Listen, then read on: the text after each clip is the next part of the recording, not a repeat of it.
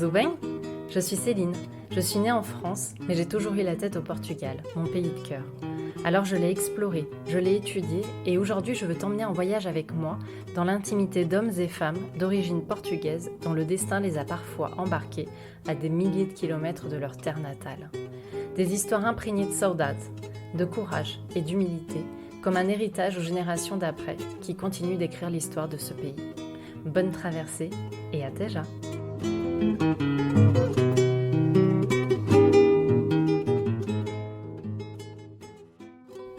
Pour ce nouvel épisode, j'ai eu le plaisir de recevoir Christelle à mon micro. Christelle Alves-Meira est scénariste et réalisatrice au cinéma. Vous avez peut-être déjà entendu parler de son premier long métrage, Almavive, sélectionné pour représenter le Portugal à la 95e édition des Oscars dans la catégorie Meilleur film étranger.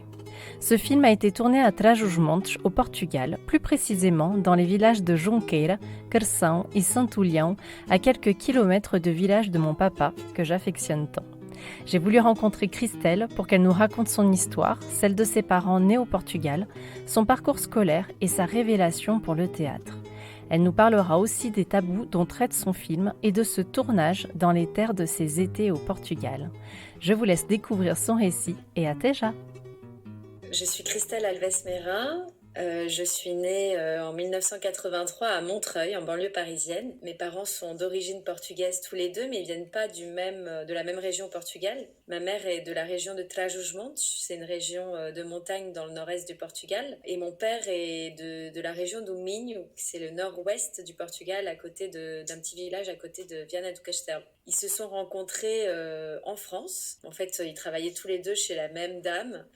Mon père faisait les travaux chez cette dame et ma mère venait d'arriver du Portugal et elle faisait les courses, elle était aide ménagère pour cette femme âgée et en fait comme elle comprenait pas très bien le français, mon père a commencé à lui expliquer à l'aider surtout à faire la liste des courses parce que ma mère n'a pas été à l'école ou très peu. Elle a grandi dans une famille très précaire, dans un petit village, donc dans les montagnes. Et du coup, ses parents avaient des animaux et son père la forçait plutôt à aller garder les moutons plutôt qu'à aller à l'école. Donc elle a été à peine, je crois, jusqu'au CM2 et encore, elle faisait vraiment très peu de jours par semaine à l'école. Donc en gros, quand elle arrivait en France, elle ne savait pas lire et écrire. Et donc mon père, qui avait un peu plus étudié, l'aidait dans la liste des courses. Et c'est comme ça qu'ils sont tombés amoureux. Et du coup, je suis née quelques années plus tard, après ma sœur, parce que j'ai une grande sœur. Et on est nées toutes les deux à Montreuil, à l'hôpital intercommunal, où on a passé un bon moment de notre vie. Enfin, moi, je suis restée jusqu'à mes 19 ans à Montreuil. Et aujourd'hui, j'ai bientôt 40 ans. Et je suis aussi, je suis réalisatrice. Je me suis présentée par mes origines, mais je suis donc réalisatrice et maman de 2 enfants.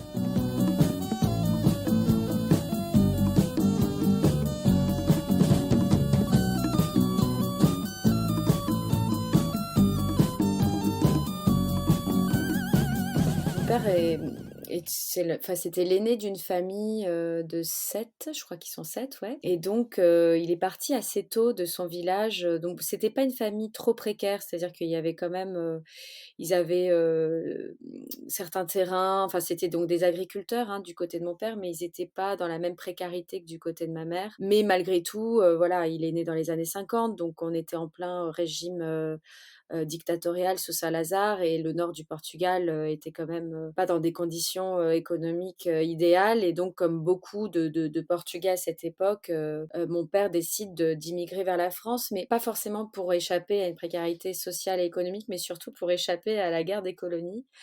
Il voulait vraiment éviter d'aller en Angola, ça lui faisait très peur et donc il est parti assez tôt.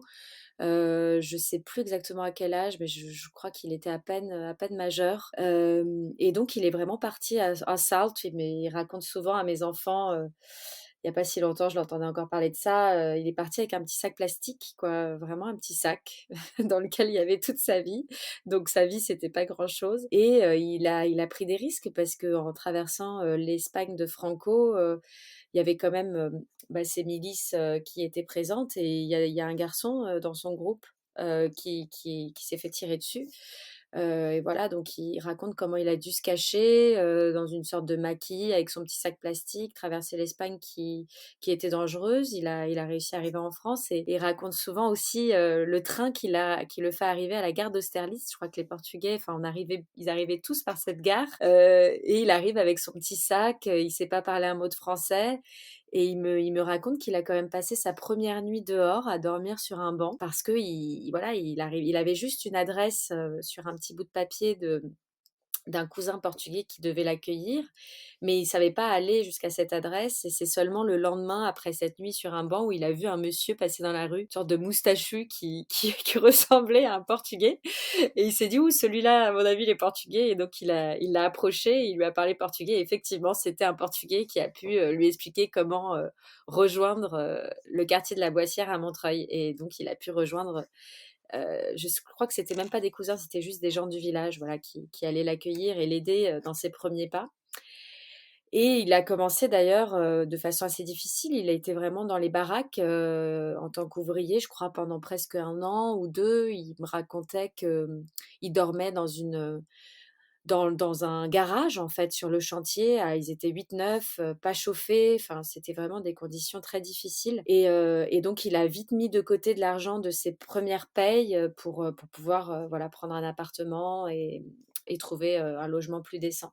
Donc ça, c'est l'histoire de mon père. Ah oui, je crois qu'en plus, donc lui, il avait fait un peu plus d'études, et du coup, il a passé une sorte de CAP. Donc il a repris des études aussi et voilà et très vite, en quelques années après, il a monté son entreprise et il a gravi les échelons dans son métier, en tant que enfin dans les métiers du bâtiment, quoi. Et ma mère est partie un peu plus tard, elle devait avoir, ouais, 19 ans, je sais plus exactement. Elle part avec une copine du village, mais c'est déjà un peu plus tard parce que je crois que mon père arrive en 68 et ma mère arrive en France en 73, un truc comme ça. Et donc à cette époque-là, il y avait déjà des possibilités de rentrer de façon plus légale, en tout cas et je sais qu'elle a pris un bus, quoi. Donc pour elle, c'était, juste un départ en bus avec cette fille de son village. Il y avait moins ce risque et en revanche, elle a vraiment fui, parce que voilà, c'était une famille très, très pauvre, dans un village très reculé, là, des montagnes de Trás-os-Montes. C'était une des familles les plus pauvres du village donc ma mère vraiment n'avait pas de chaussures, ils mangeaient, parfois, il y avait rien à mettre dans la soupe, quoi. C'était que du pain, mais que la voisine donnait. Enfin, c'était vraiment très dur. Pareil, une famille avec 7 enfants. Voilà, donc dans le cas de ma mère, c'est vraiment pour échapper à une misère et d'ailleurs, très vite, elle va envoyer de l'argent, à ses parents, à sa sœur et à son frère qui sont restés auprès des parents. Elle va, voilà, aider la famille à aller mieux, au village.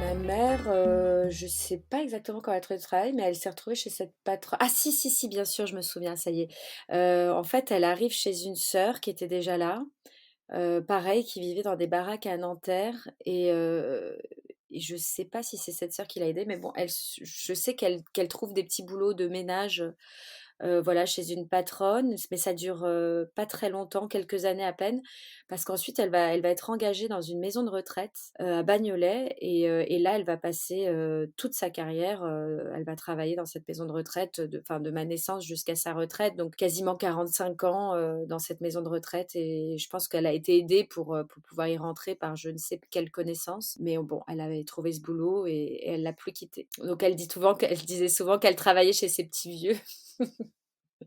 Et moi, je l'amenais tout le temps, enfin, je l'accompagnais souvent au travail, ma mère. Je me souviens de ces petits vieux, comme elle disait. On y allait à Noël parce qu'il y avait des fêtes de Noël extraordinaires. Dans la maison de retraite, il y avait le Père Noël qui passait, qui nous faisait des cadeaux incroyables. C'était les plus beaux cadeaux qu'on avait.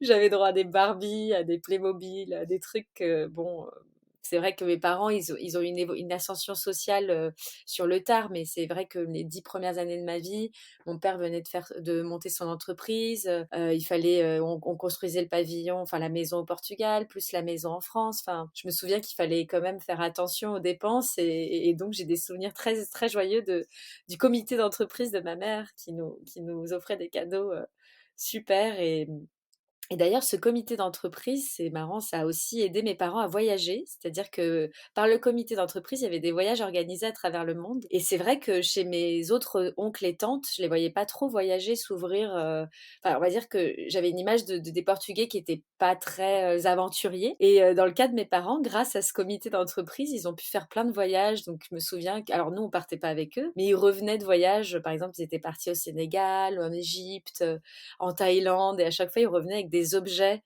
de ces voyages qui me paraissaient, des pays qui me paraissaient hyper lointains et hyper exotiques. Et je me rappelle de ces petits cadeaux qu'ils nous ramenaient, et c'était grâce au comité d'entreprise de ma mère. Et je pense que ça leur a permis aussi de s'ouvrir à d'autres mentalités. Et d'ailleurs, mes parents aujourd'hui sont retraités et ils se sont achetés une petite maison au Brésil. Et donc, ils partent tous les hivers au Brésil. Et je pense qu'ils ont eu le courage de le faire parce qu'ils avaient déjà cette ouverture d'esprit de ces premiers voyages qui leur avaient été offerts par enfin, offerts, ils payaient, mais enfin, c'était possible parce qu'il y avait l'organisation du comité d'entreprise. Donc, moi, je me moque souvent d'eux parce que là, ils partent au Brésil et ils ont choisi un coin du Brésil qui est un coin très africain, très métissé.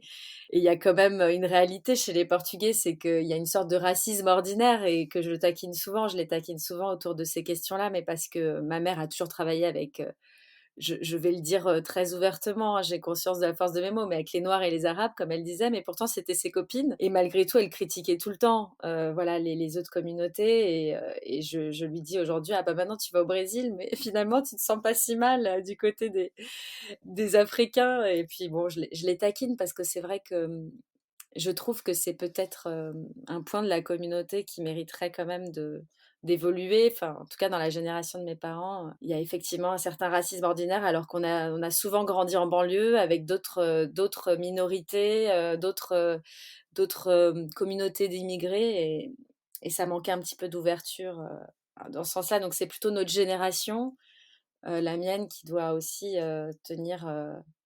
enfin, tenir le cap pour changer les mentalités, quoi. Masanga mami mafui, masanga mami mashi, masanga mami mafui, di masanga mami mashi, buna lukwalwata, buna lukwalwata. C'est vrai que à la maison, mes parents parlaient portugais tout le temps. Donc, évidemment, ma sœur et moi, on a grandi avec la culture française à l'école, dans les livres et dans ce qu'on nous enseignait en classe. Mais dès qu'on rentrait à la maison, c'était la culture portugaise qui dominait. D'abord par la langue, ensuite par ce qu'il y avait dans notre assiette, par enfin la gastronomie est un grand terme, mais en tout cas par la culture culinaire. On mangeait portugais. À la télé, il y avait bien sûr la télé française, mais il y avait aussi souvent la télé portugaise, la radio portugaise surtout, plus que la télé, parce qu'à l'époque, il n'y avait pas trop les satellites, ça arrivait un peu plus tard. Mais enfant, c'était plutôt la radio. Radio Alpha, je me souviens très bien de ma mère qui faisait le ménage et le repassage avec Radio Alpha à fond. Et puis donc voilà, la culture portugaise, elle était à la maison, elle était chaque vacances, tous les étés, on partait au Portugal.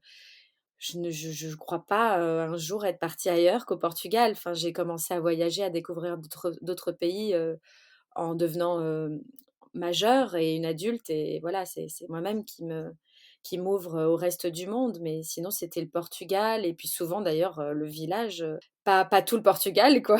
Le village de mon père, de ma mère. Et on allait un petit peu dans le sud, à l'Algarve, parce que à un moment, quand mes parents, quand ça a commencé à aller mieux financièrement, leur carrière, voilà, leur permettait d'investir un peu. Ils avaient acheté un petit appartement à Tavira. Et donc là, on allait à l'Algarve et c'était déjà pour moi comme un grand voyage d'aller tout au sud du Portugal. C'était déjà comme un pays en soi, un nouveau pays, surtout que l'Algarve, elle a ces influences comme ça d'Afrique du Nord avec des maisons qui n'ont pas de toit. Enfin, il y a une architecture qui est un peu différente de celle du nord du Portugal. Donc, c'était vraiment déjà presque exotique. Et donc, comment on a grandi avec le Portugal? Bah, c'est vrai que c'était une époque où bah, c'était l'époque de Linda de Souza à la télé.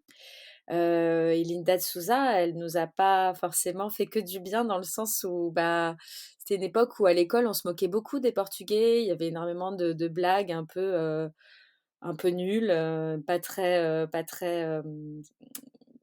gratifiante. Donc c'est vrai que j'ai plutôt le souvenir à l'école de pas trop dire que j'étais portugaise. D'ailleurs, on m'avait appris à écrire mon prénom, comme une française. C'est-à-dire que j'ai découvert vachement plus tard que l'orthographe de mon prénom n'était pas le bon. C'est-à-dire qu'à l'école française, on m'avait fait écrire Christelle, Christelle.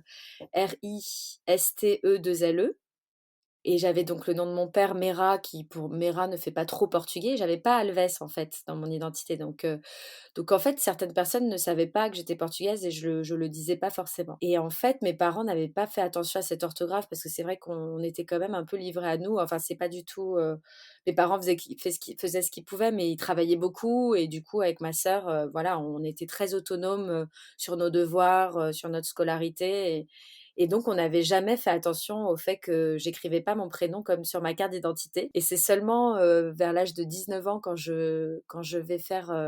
Donc, je fais de la mise en scène à 19 ans, mon premier spectacle. Et je devais préparer l'affiche pour ce spectacle.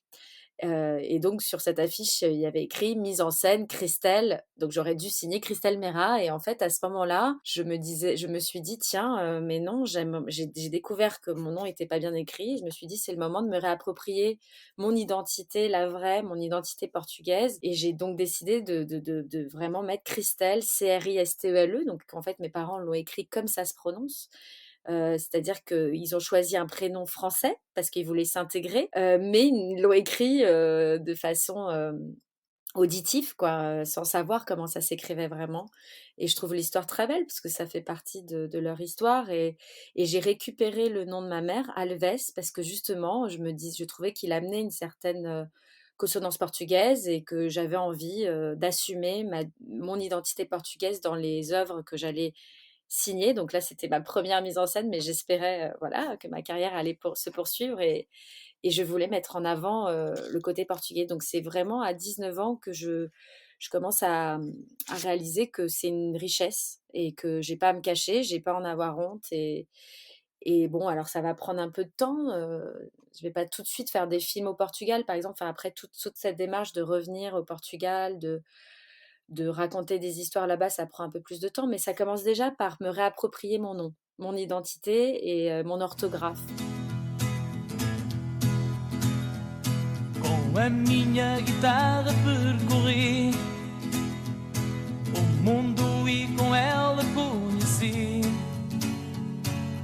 coisas tão bonitas, mundo além que a vida tem. Bah alors on partait en voiture, l'avion ça arrivait assez tard, hein, donc ça c'est générationnel, hein. Je pense que, avant les low cost, personne partait en avion quoi. C'est vraiment l'époque des low cost, c'est dans les années 2000. Avant, voilà, c'était la voiture, systématiquement. Donc évidemment, j'ai des très beaux souvenirs parce que c'est vrai que c'était long la voiture et en même temps, c'était un moment de fête avec ma sœur. On s'amusait à l'arrière de la voiture à faire coucou à tous les autres conducteurs sur l'autoroute. On comptait les voitures rouges, les noires, on mettait de la musique, on chantait, c'était vraiment on s'arrêtait pas de chanter. Je voyais mes parents de bonne humeur parce que c'était vraiment la fête de partir au Portugal. Donc c'est vrai qu'on était compressés au milieu des 1000 valises que ma mère embarquait. Même pas que 1000 valises. Je me souviens qu'on amenait le sucre en morceaux parce qu'il n'y avait pas de sucre en morceaux au Portugal. On ramenait le papier toilette parce qu'il n'y avait pas le papier toilette en rouleau. Il y avait que les espèces de feuilles là et qui étaient rêches, donc on trouvait que le papier toilette était mieux en France. Enfin bon, il y avait 1000 choses qu'on ramenait dans cette voiture. On était compressés comme pas possible, mais heureux de partir au Portugal. On chantait Jorge Freire, Tony Carreira, voilà toutes les chansons. Et en fait, je me souviens même oui, ces arrêts, dès qu'on arrivait en Espagne, on était un peu excités parce que c'était, voilà, déjà à mi-chemin, mais on détestait les aires d'autoroute parce que les Espagnols, c'était toujours un peu sale et un peu plus sordide, un peu plus glauque et alors quand on passait la frontière portugaise, c'est inexplicable ce qui se passait. C'est vraiment la joie, quoi, la grande joie, l'euphorie d'arriver au Portugal, de voir ce panneau-là avec enfin, les étoiles, ça arrivait plus tard, les étoiles européennes, là. Je pense que quand j'étais petite, elles y étaient pas encore. Je saurais plus dire exactement, mais bon, voilà, c'était vraiment des très bons souvenirs. Et donc, on arrivait du côté de mon père, parce que la maison qu'on a construit enfant, c'était du côté de mon père, donc vers Viana do Castelo, à Suportel. Et en fait, on allait très peu du côté de ma mère. On y est passé quelques jours, mais comme on n'avait pas de maison, on y allait très peu et on dormait du coup chez ma grand-mère. Et je me souviens, quand on allait à Trás-os-Montes, c'était une aventure aussi parce qu'il n'y avait pas de route goudronnée. Ça mettait des heures et des heures. On mettait au moins 8 heures à arriver. C'était des toutes petites routes enlacées dans la montagne. Et mon père détestait y aller. Il disait que c'était la fin du monde, que c'était vraiment le bled où il n'y avait rien. Et effectivement, quand j'étais petite, jusqu'à mes 13 ans, il n'y avait pas. Jusqu'à mes 13 ou 14 ans, il n'y avait pas de salle de bain chez ma grand-mère maternelle. Et l'électricité arrivait super tard, quoi. Je devais avoir 9 ans. Donc j'ai des souvenirs de dormir à la lumière de la bougie, d'aller dans la grange pour faire mes besoins, de me laver au seau.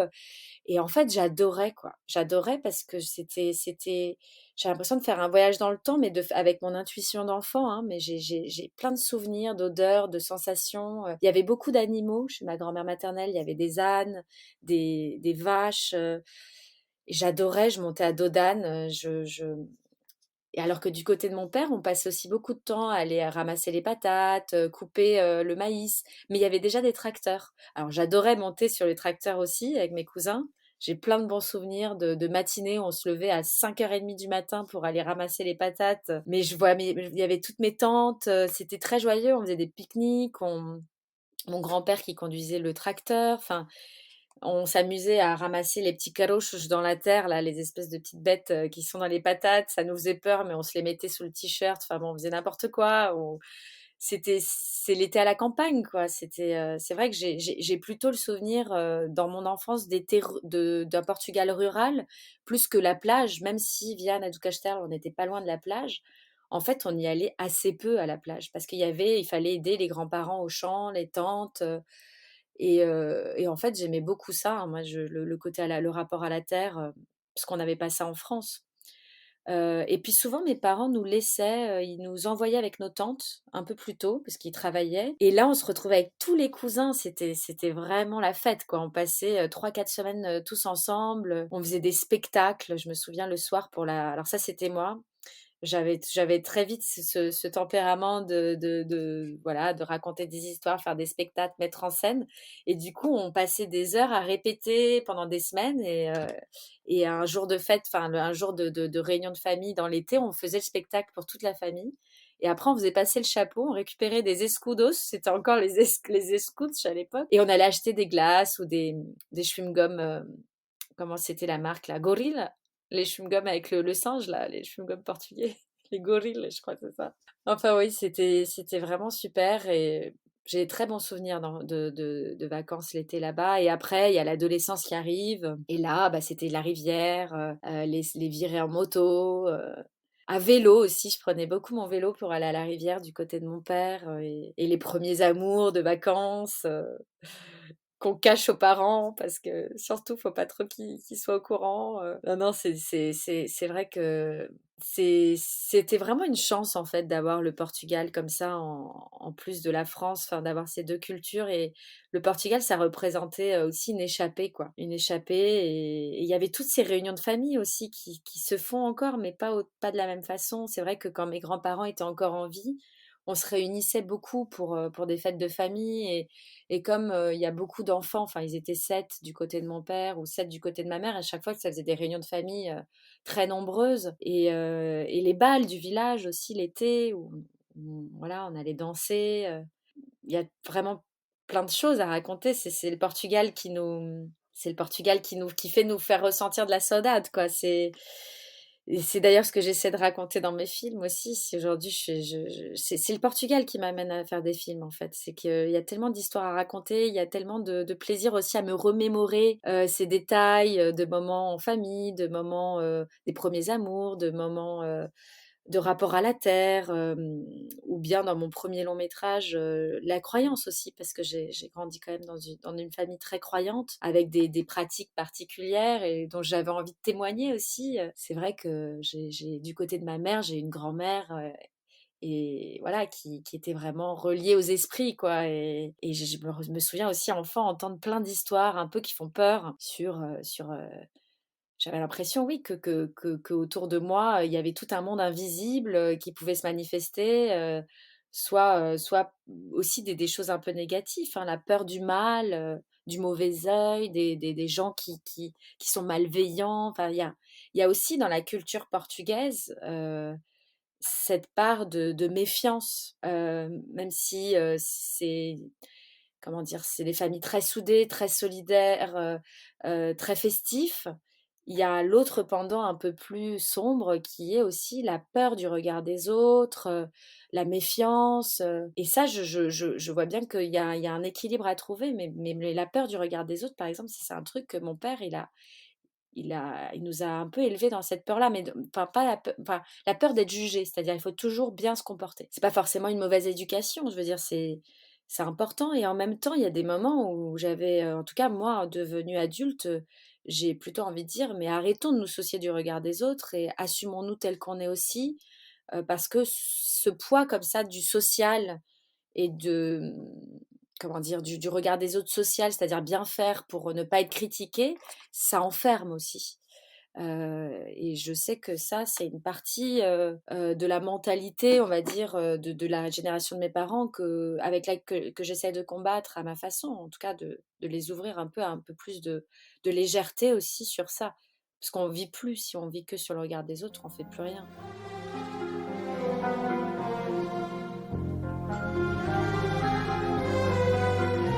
La la, ya la la, ya la la. La la, ya la la, ya la la. Donc j'ai grandi, voilà, dans cette famille avec cette culture portugaise, et j'adorais l'école. C'est vrai que c'était pour moi l'école,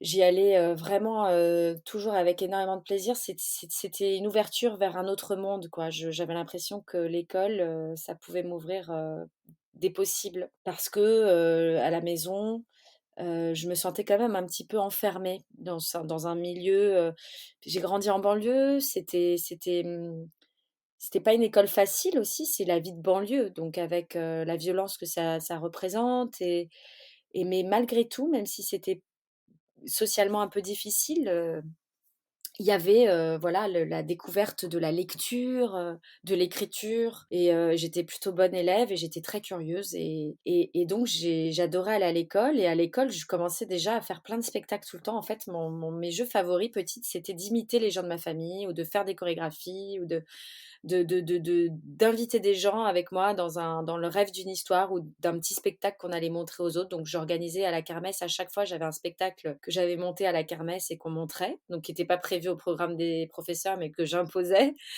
Je faisais répéter mes copines, j'étais horrible. Je leur disais à chaque récré: «Allez, on va répéter!» Enfin bon, quand j'y pense, je me dis: j'étais déjà, complètement, comment dire? Ça devait être chiant pour elle, mais bon, apparemment non, elle le faisait, mais j'étais un petit peu directive, on va dire. Et donc, de façon tout à fait naturelle, avec cette énergie-là, à 13 ans, je dis à mes parents, «Je veux absolument faire du théâtre, je veux faire une école de théâtre», et donc nous, en fait, on vivait à Montreuil, mais on n'allait jamais à Paris. Il y avait vraiment, Paris, c'était un autre monde, il y avait un mur, invisible qui séparait la banlieue de Paris, mais en fait, j'allais à Paris qu'une fois par an, et l'histoire est marrante.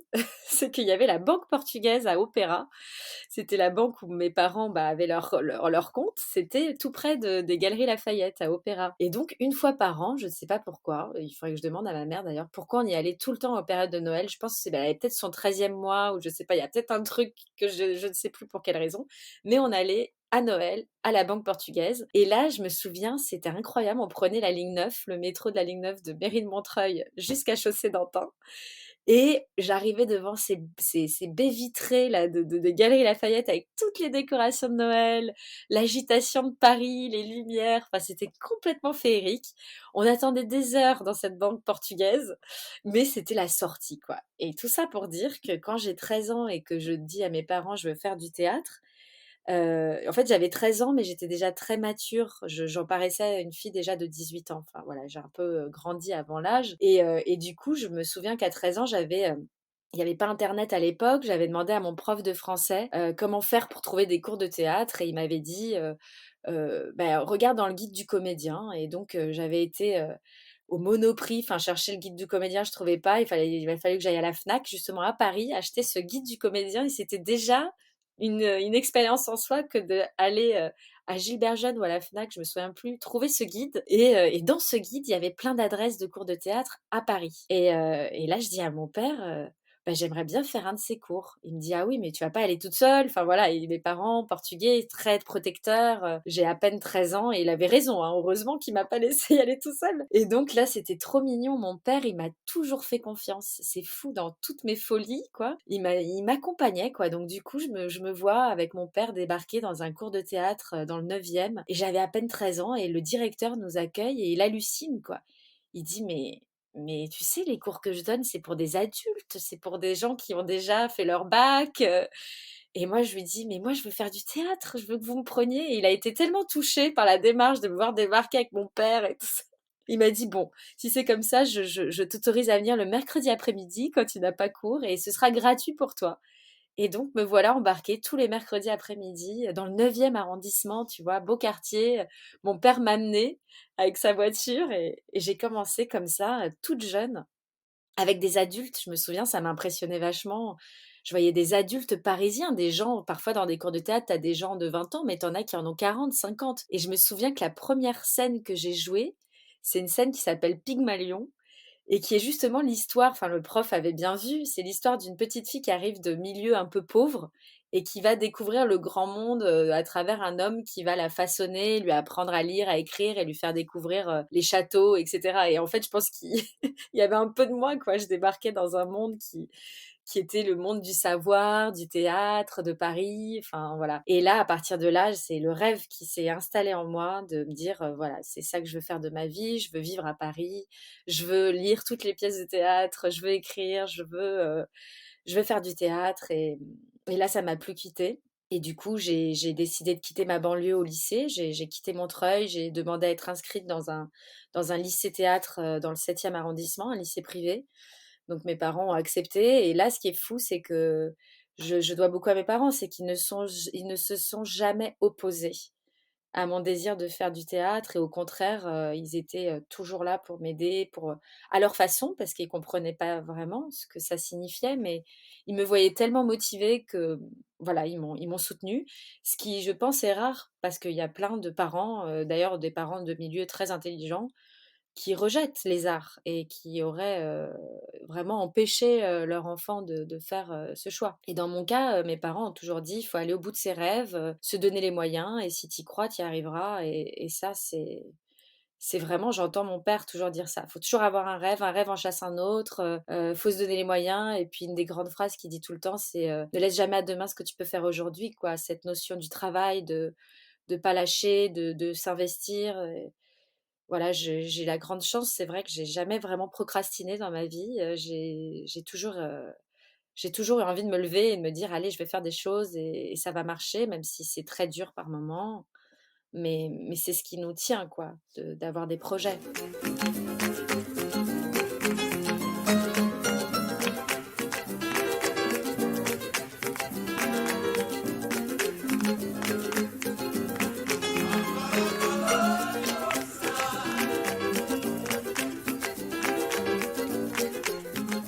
Bah, en fait, j'ai fait ce lycée, donc théâtre, j'ai fait donc un bac, à l'époque, c'était le bac littéraire spécialité théâtre, et tout de suite en sortant du lycée, j'ai voulu faire, une fac art du spectacle, donc j'ai fait une fac, de théâtre et en fait, à 19 ans, c'est ce que je disais tout à l'heure avec l'affiche, j'ai vraiment commencé à monter mes spectacles et là, c'est toute une petite entreprise que je crée, c'est-à-dire que je crée mon association, ma compagnie de théâtre, j'apprends à faire des fiches de paye, à monter tout l'administratif que ça représente. Je réunis des équipes, il faut trouver les lieux, il faut trouver un peu les subventions, il faut monter des dossiers. Et là, à nouveau, mon père, qui avec son entreprise de maçonnerie va trop m'aider parce que du coup, je construis mes décors avec lui.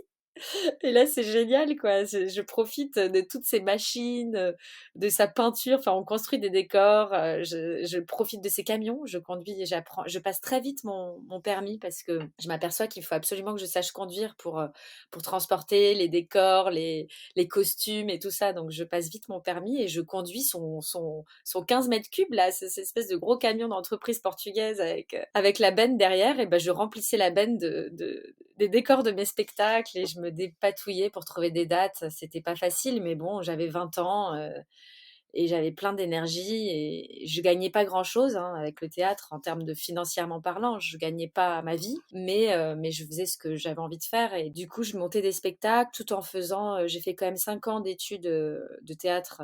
Art du spectacle, j'étais jusqu'à l'écriture d'un mémoire, mais j'allais quasiment pas à la fac, je passais que les examens, je passais plus de temps à créer les spectacles qu'à être en présence vraiment en classe.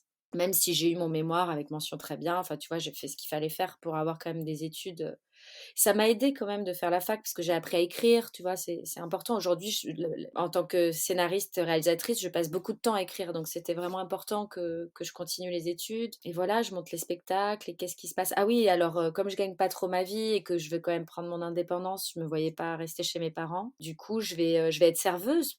Beaucoup, je vais faire beaucoup d'extras pendant presque 10 ans, je vais être serveuse à côté de ma vie d'artiste, quoi.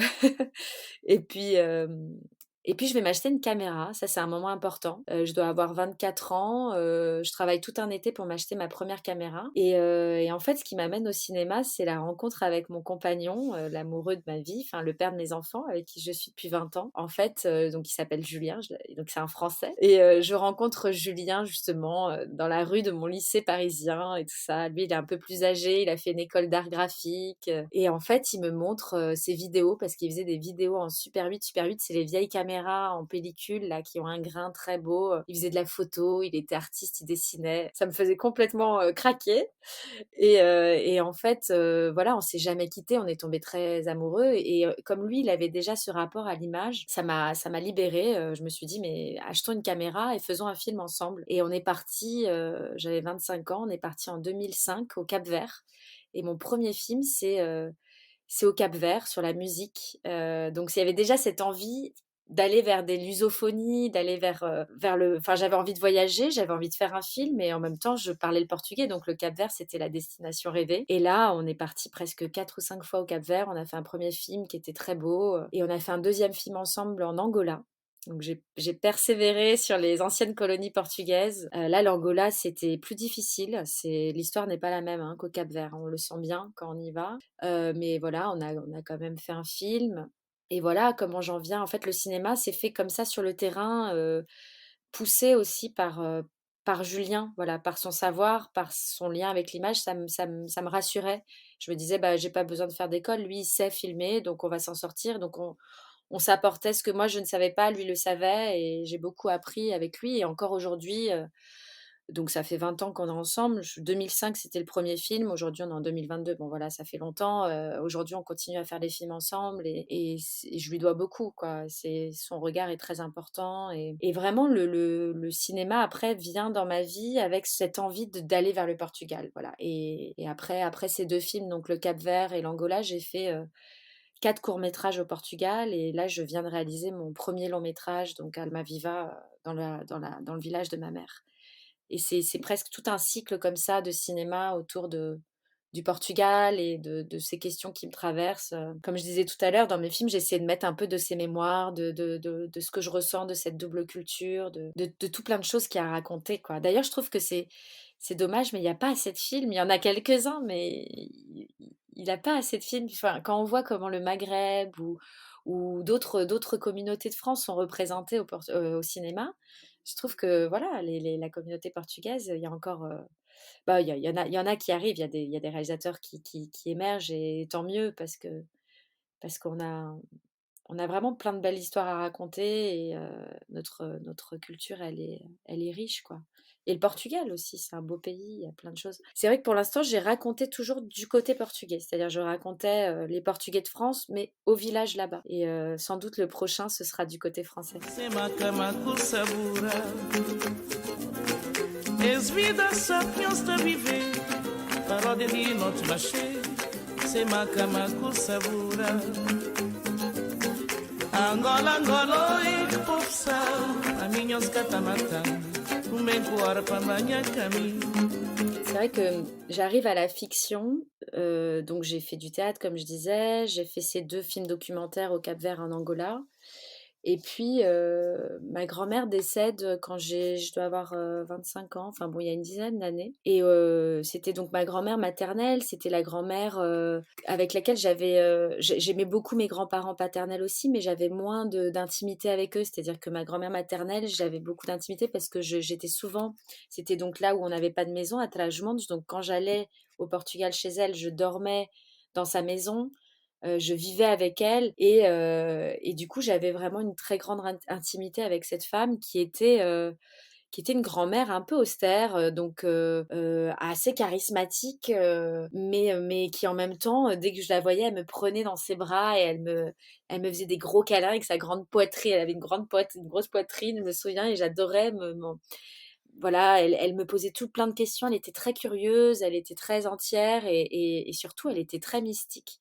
C'est-à-dire qu'elle priait beaucoup, elle m'a appris à prier, j'allais avec elle à l'église, et je me souviens, donc ma mère l'appelait, toutes les semaines évidemment et quand on était en France, je l'entendais parler avec ma grand-mère et puis quand on était ensemble, enfin bref, elle avait, aussi des dons de divination. C'est-à-dire que je me souviens que ma mère l'appelait pour lui demander: «Est-ce que ça va bien se passer? Ça va mal se passer?»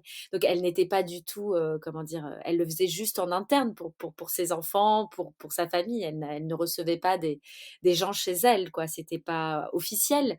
C'était vraiment un secret, de famille. Mais c'est effectivement elle avait une grande intuition comme ça et je me souviens que ma mère, voilà, lui prêtait comme ça des pouvoirs un peu de magique, de divination et donc moi dans mon regard d'enfant, c'était une magicienne, quoi. Elle avait des dons et je la voyais allumer ses bougies et voilà et elle en devenait d'autant plus extraordinaire, quoi. Et donc quand elle décède, je suis très triste, je suis déjà adulte et là, je vais assister à des violentes disputes familiales, chose qui arrive très fréquemment dans beaucoup de familles, quel que soit le milieu social, quelle que soit la culture. C'est tellement fréquent qu'un décès, provoque, en tout cas dans les familles, des excès de fureur. Et donc moi, j'assiste en tout cas à ces excès, et ça va un peu loin dans mon cas, parce qu'ils se disputent vraiment alors que ma grand-mère est encore là. C'est-à-dire qu'à l'époque, on veillait encore les corps à la maison, donc ma grand-mère était là, dans son cercueil, toute belle, cachée sous son voile avec les fleurs, les bougies, les gens du village et à peine les gens du village étaient sortis que mes oncles se disputaient, la pierre tombale. À savoir qui allait payer la pierre tombale et ça me révoltait parce que ma grand-mère, justement, quelques années avant, m'avait montré enfin, je filmais beaucoup ma grand-mère avec une petite caméra et j'ai encore ces images de ma grand-mère qui me dit, toute fière: «Regarde, j'ai acheté, ce coin-là». Elle avait acheté sa concession au cimetière. Elle me dit: «C'est là que je vais être enterrée et je veux, ma pierre tombale avec la Sainte Vierge». Enfin, tu vois, elle avait rêvé sa maison d'après, sa maison de l'au-delà, quoi et donc moi, je voyais, là, mes oncles, commençaient à dire qu'en gros, ils étaient pas prêts à payer la pierre tombale alors qu'elle était encore là. Bref, je me souviens m'échapper dans la montagne en courant, en pleurant de tristesse, en me disant avec un sentiment d'injustice hyper fort en moi, en me disant: «Mais c'est pas possible, comment ils osent faire ça alors qu'elle est même pas enterrée?» Et en fait, cette histoire va durer 2 ans. Ma grand-mère va rester 2 ans sans sépulture. C'est-à-dire, c'est la dislocation totale de la famille. Plus personne se parle. Et moi, je vis tout ça avec énormément de tristesse et de violence, enfin d'injustice et d'incompréhension. Et en fait, c'est cet événement et ce sentiment-là qui va me réveiller en moi le désir de faire ce film, Almaviva. Et en fait, ça va me pousser à commencer à écrire cette fiction. Et je trouve ça très beau parce que, du coup, pardon, c'est comme ça peut-être que j'explique l'obsession pour la mort, peut-être dans mes films, c'est que c'est le décès de ma grand-mère qui m'amène à oser traiter aussi un sujet délicat et c'est comme si, il fallait qu'il y ait des absents ou qu'il y ait des gens qu'on c'est souvent des absents ou des morts qui font des vivants, des créateurs, en fait. Elle m'a inspirée et ma parole ou ce film devait, exister peut-être parce qu'elle n'a pas pour des choses qu'elle n'a pas pu exprimer et je suis pas la seule à le dire. J'ai pu, remarquer D'autres romanciers le disent très bien aussi, voilà, que les morts font de nous des fabricants de récits. On essaie de, voilà, de raconter ce qu'ils n'ont pas pu raconter. Alors Almaviva, c'est pas l'histoire de ma grand-mère. Après, je vais vraiment partir dans plein de directions qui sont des directions de fiction. D'ailleurs, je vais m'inspirer de plein d'autres histoires. J'ai rencontré par exemple un jeune garçon qui est anthropologue. Il est anthropologue franco-portugais comme nous. Il s'appelle Georges Diage. Diage, il est un petit peu plus jeune, il doit avoir une trentaine d'années. Et il a fait son mémoire en anthropologie sur sa grand-mère qui, elle, était médium. Et il a passé son enfance à voir sa grand-mère avoir des crises de médium où elle parlait aux morts, quoi. Et ça lui faisait très peur. Et donc, il a fait tout son mémoire sur la bruxerie et la médiumité de sa grand-mère. Et c'est vraiment l'histoire de cette femme et ce mémoire-là qui a plus inspiré le personnage de la grand-mère dans mon film. Bref, tout ça pour dire que je ressens aussi une attirance, voilà, vers les sujets qui sont tabous, parce que la mort, c'est tabou. Souvent, en fait, souvent, comment dire, on prive les enfants des morts, ou on pense qu'il ne faut pas leur dire, ou même entre adultes, on a du mal à aborder ce sujet parce qu'il nous met mal à l'aise.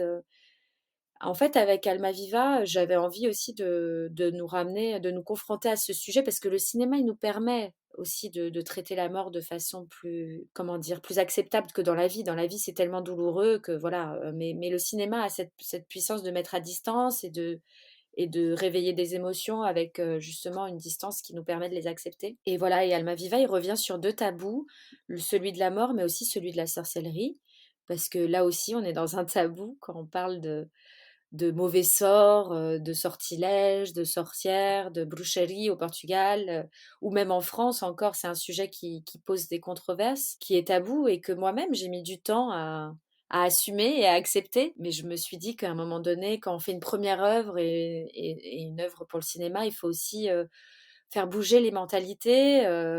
Et poser son regard à des endroits qui sont moins déjà vus, quoi. Parce qu'au début, mon film, c'était une histoire d'amour d'une jeune fille au Portugal l'été, mais combien de films sur ça on a vu déjà? Et en fait, quand j'arrivais en commission pour demander les financements, on me disait, bon, il n'y a rien d'original. Et c'est vraiment quand j'ai commencé à écarter tous les sujets un peu déjà traités et que j'ai vraiment osé aller au cœur de ce qui m'intéressait vraiment, c'est-à-dire cet héritage de mystique que reçoit cette petite fille de sa grand-mère, ce lien aux morts, et puis aussi les questions des familles portugaises, quoi. En fait, moi, je me suis toujours dit, mais comment ma famille en arrive à se disputer comme ça? Et c'est grâce à ce film que j'ai compris ma famille. Parce que j'ai été creusée en écrivant des personnages qui se sont inspirés d'eux, mais aussi éloignés. J'ai été creusée dans d'autres histoires de familles d'émigrés. Qu'est-ce qui se passe chez les Portugais? C'est des familles qui sont divisées. Il y a enfin, comme tout le monde sait, il y a ceux qui partent, qui s'enrichissent, qui reviennent l'été, qui exhibent leur richesse, mais pas pour ça, pas pour être flambeurs, parce qu'ils sont vraiment fiers d'avoir réussi. Et c'est compréhensible, sauf que ça crée des écarts dans les familles, ça crée des frustrations pour ceux qui sont restés et qui n'ont pas les moyens d'avoir une aussi belle voiture, de s'habiller aussi bien.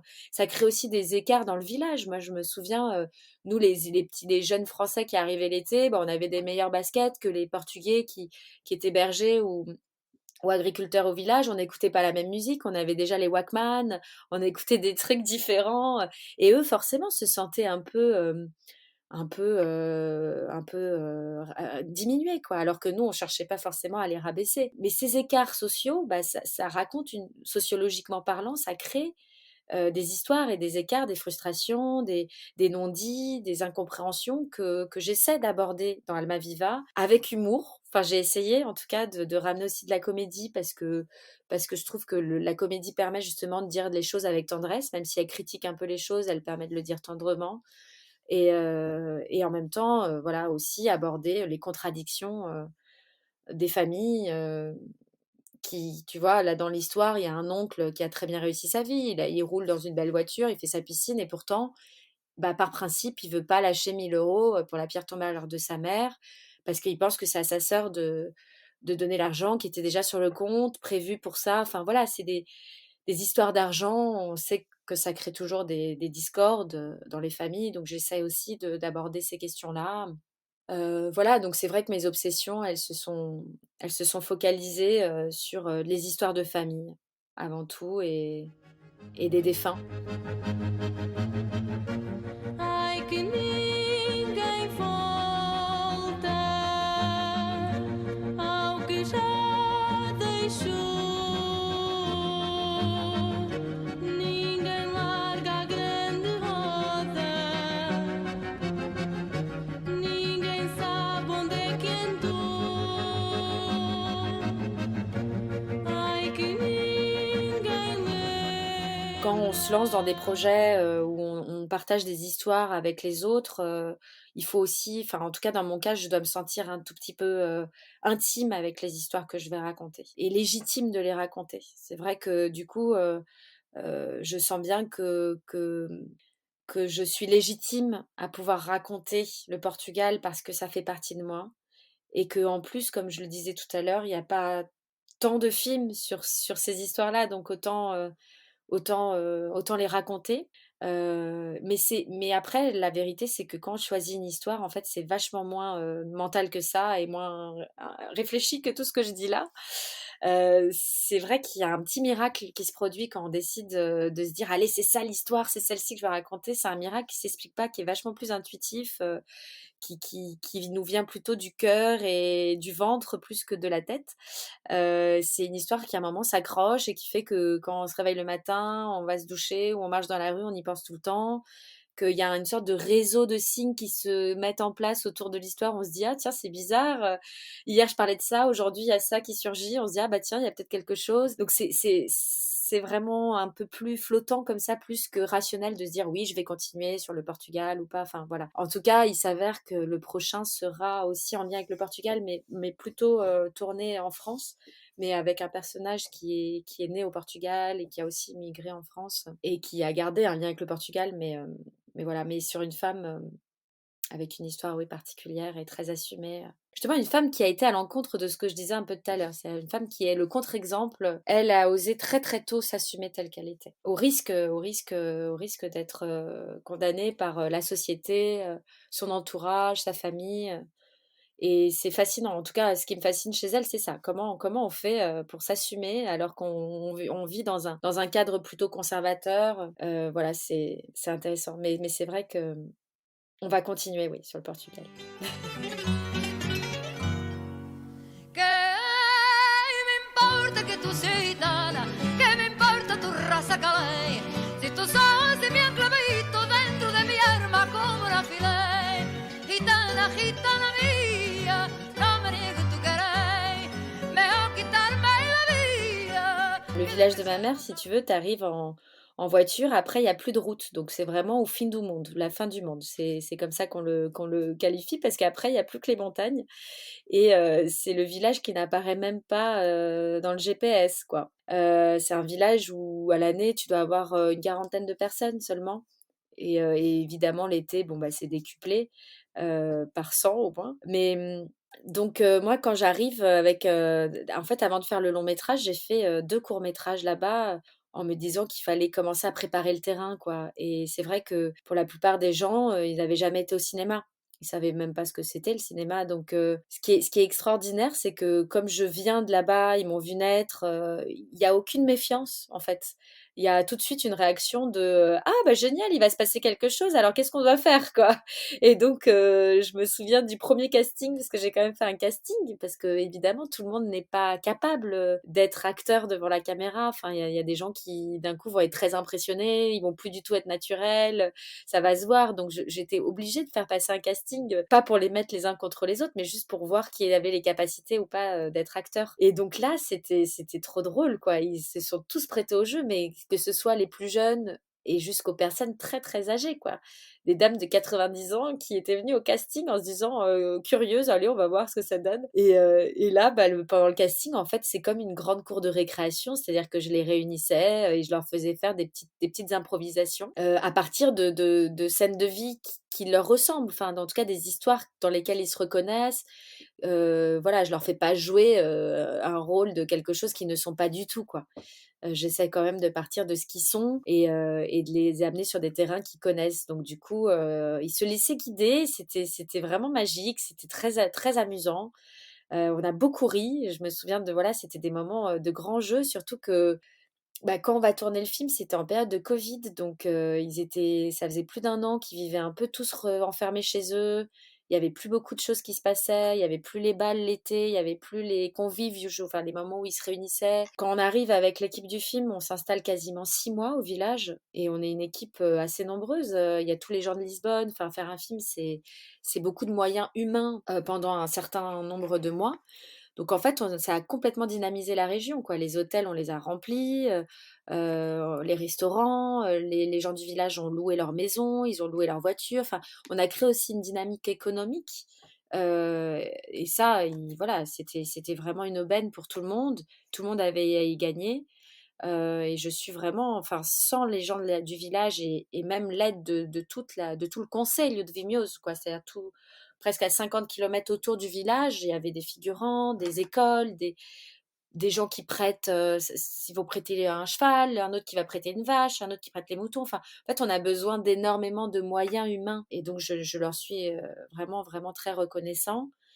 Après, il y a eu toujours, comme partout, des gens pour critiquer, mais ils étaient vraiment tellement peu nombreux que ça nous a pas gênés.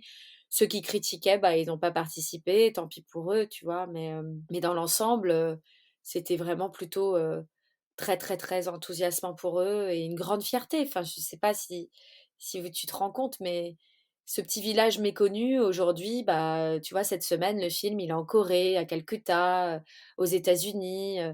Mes courts-métrages, ils étaient partis en Chine, en Russie, tous les Balkans. Enfin, en gros, c'est cette culture portugaise, ce petit village, ces visages, ils sont vus dans le monde entier.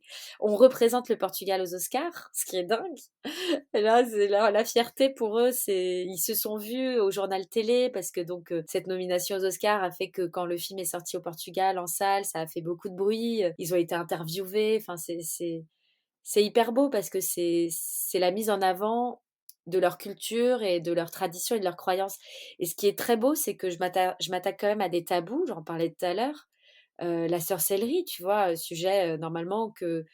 Enfin, même moi, les premières fois, j'avais peur que ça les gêne qu'on aborde ce genre de sujet parce que c'est normalement un sujet qu'on aborde en intimité.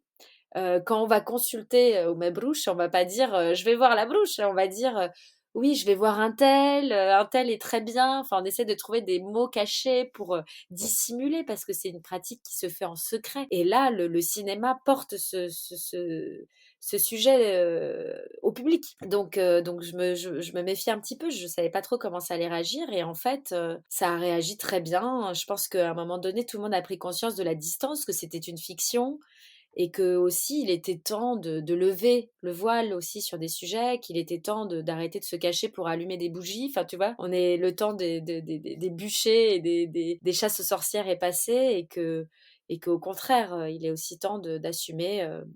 De s'assumer tel qu'on est, quoi. Et voilà, et donc j'ai pas eu trop de problèmes à ce... Bon, il y a quand même quelques personnes du village, je me souviens des vieilles dames qui me disaient, bon, moi je veux bien jouer dans le film, mais je veux pas faire la méchante sorcière.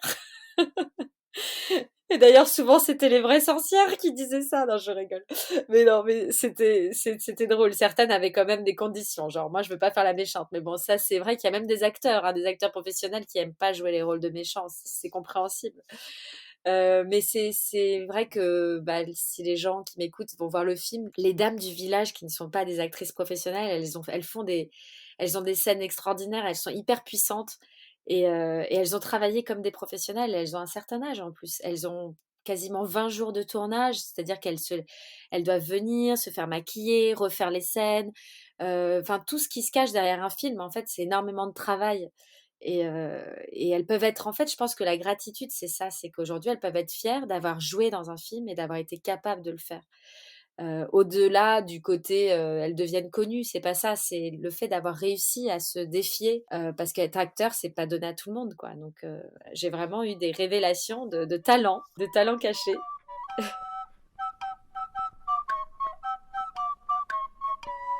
Jogo da amarelinha na linha não vai pisar. Pé dentro, pé fora, esse pé não vai errar. Jogo da amarelinha é pra menina pular. cuidado pra não errar, que a vida é curta, En fait, j'ai menina. commencé à écrire ce film, j'étais enceinte de ma fille, donc j'ai jamais pensé que Salomé pouvait être ma fille. Elle était un bébé et voilà, donc ça met du temps, le temps de l'écrire, de le financer, bref, les années passent. Je commence à chercher, une petite fille de 11 ans sur le scénario, elle avait 11 ans, je fais passer des castings, je vais dans les bals au Portugal, je vais dans les églises ici en région parisienne, je cherche dans la communauté franco-portugaise une petite fille. Je ne trouve pas cette petite fille, j'ai beau passer des castings, je suis jamais assez satisfaite. D'ailleurs, petite parenthèse, pas facile de trouver des petites filles de cette génération qui parlent portugais. La langue portugaise s'est perdue, hein, donc une des grandes difficultés à trouver cette petite fille, c'était bien sûr la barrière de la langue, parce que je voulais vraiment qu'elle parle portugais et c'était pas évident. Donc ça, c'est une autre question, mais dommage quand même que la langue se perd, bref, et en fait, en parallèle, ma fille, se révèle actrice dans un autre film d'une amie à moi et là, je me rends compte que ma petite Salomé, bah, en fait, c'est ma propre fille, ce qui est assez beau parce que le film parle beaucoup d'héritage, de transmission, de savoir et tout ça et au fond, d'avoir fait ce film avec elle, c'est vraiment la meilleure façon de lui transmettre, justement cette culture portugaise, mon enfance, tout ce qu'elle tout ce qu'elle ne pourrait auquel elle peut pas avoir accès aujourd'hui. C'est-à-dire qu'il y a quand même dans le film une certaine nostalgie. C'est un film d'aujourd'hui, mais qui véhicule quand même des souvenirs d'un Portugal un peu plus d'il y a 20 ans, de mon enfance aussi. Et donc, voilà, à travers ce film, je transmets tout ça aussi à cette nouvelle génération, celle de ma fille. Et je lui ai transmis, ça m'a obligée aussi à lui faire une accélération de portugais. Donc du coup, elle parle beaucoup mieux portugais et surtout, c'est vrai qu'elle est une actrice incroyable, quoi. Elle a tourné dans d'autres films, enfin, elle tient le film, si le film a eu cette carrière, c'est vraiment grâce à elle. Elle est de tous les plans et elle est bouleversante, c'est vraiment une petite actrice incroyable et ça s'est très bien passé de travailler ensemble. C'était vraiment une belle histoire de famille.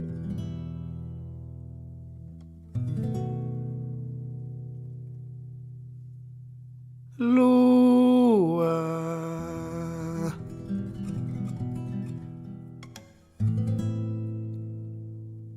fica comigo, mancocinha. C'est vrai que c'est difficile, pour, les couples mixtes comme moi, c'est-à-dire, je suis donc, portugaise, mais mon compagnon, le papa de mes enfants, est complètement français. Alors, bon, la ce qui est très beau, c'est que Julien, il a vraiment eu, un coup de foudre pour le Portugal et du coup, aujourd'hui, il parle un petit peu le portugais, mais pas, il parle quand on va là-bas, il peut comprendre les gens et il le parle même très bien, mais pas au point de le parler à ses enfants à la maison, quoi. C'est pas du tout naturel pour lui de le faire à la maison. Donc la seule, responsable, en tout cas la seule personne qui pourrait être susceptible de leur transmettre la langue, c'est moi. Sauf que même si je parle très bien le portugais, j'ai eu cette chance de naître à une époque où le portugais était enseigné encore, dans les écoles françaises et cetera. Malgré tout, c'est pas naturel pour moi de parler portugais, à longueur de journée. Donc je me suis imposée, de leur parler portugais le soir avant de me coucher. Donc souvent, ce que je fais, c'est que je fais l'histoire en français et l'histoire en portugais. Je traduis la petite histoire du soir, je la traduis en français-portugais. Sauf que je dois souvent faire face à des enfants qui me crient dessus en disant: «Non, on veut que tu nous la racontes en normal!» Parce que pour eux, normal, c'est français, c'est pas portugais, quoi. Donc moi, je dois lutter, passer pour la mauvaise maman, qui continue à dire, en portugais les mots et je vois leur tête se décomposer. Mais je tiens bon. Ensuite, généralement, quand on va au Portugal, on y va quand même plusieurs fois par an parce que, en plus, d'y aller l'été, en fait, on y va aussi pour la récolte des olives. Parce qu'avec Julien, on s'est passionné d'huile d'olive et en fait, on a créé avec ma sœur et mon beau-frère, Julien et moi, une petite, entreprise d'huile d'olive, enfin toute petite, hein. On fait quelques bouteilles, et quelques bidons d'huile, mais c'est vraiment pas pour l'argent, c'est plus pour le plaisir du fruit et de ce produit très noble qui est l'huile d'olive et donc on va ramasser tous les hivers l'huile d'olive à Trás-os-Montes.